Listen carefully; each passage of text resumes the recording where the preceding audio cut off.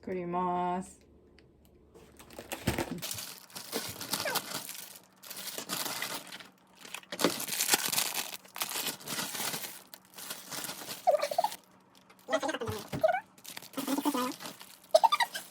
これじゃーん。でどうすればいいの？おお、安いかじゃん。うん、安いね。こんなもん。長いだろ。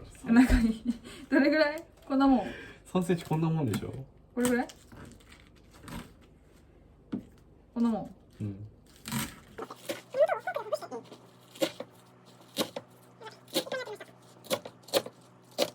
人は切ってあるんだ。そうなの。不思議だね。うん。あ、ごめん、3等分だった。4等分で。人参、えのき、そぼろを加えて強火で2分。洗っ。はい。サービスね、サービス。加えて混ぜ合わせる。えのきはまだなんだ。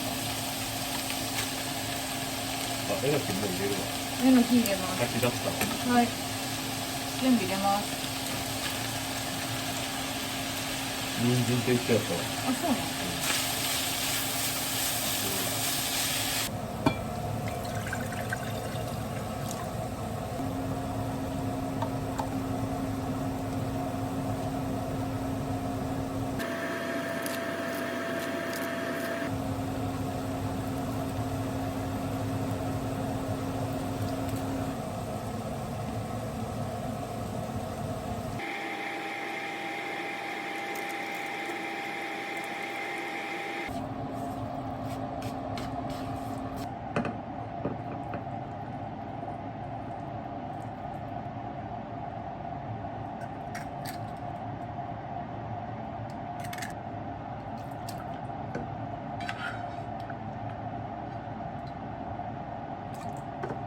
活用だ。いただきます。